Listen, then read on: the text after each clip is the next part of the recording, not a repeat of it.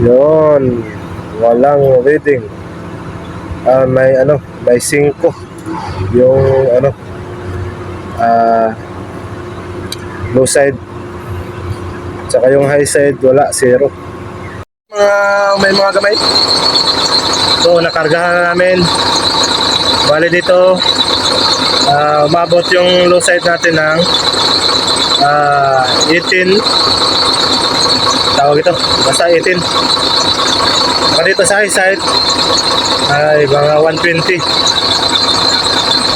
Pinargahan muna namin ng una kasi sa tingin ko may leaking to. May leaking to mga niya, linya niya. Hahanapin pa namin yung leak niya.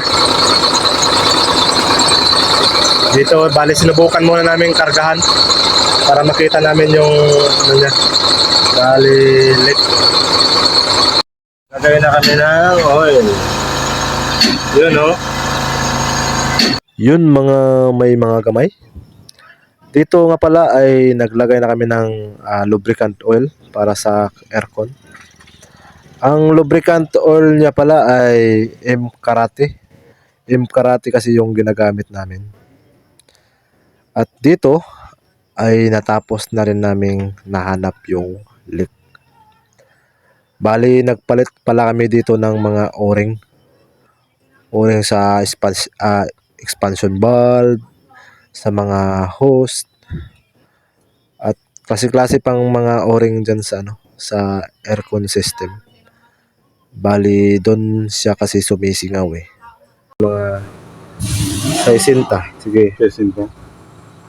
At dito mga may gamay, magkakarga na tayo ng bagong preyon niya kasi na-drain kasi yung lumang preyon.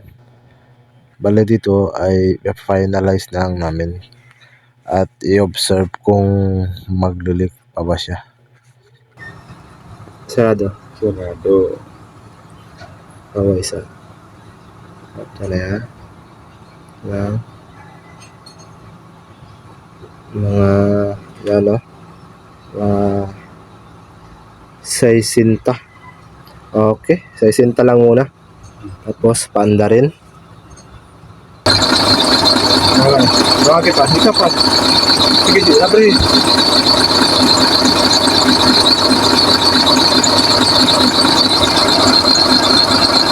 Sarado.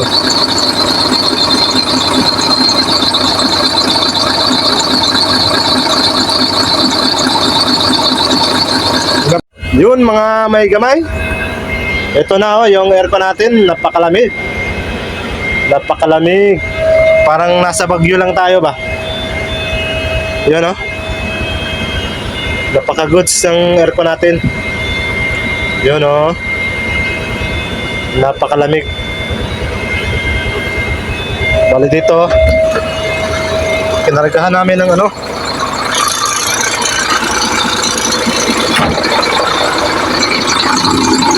yan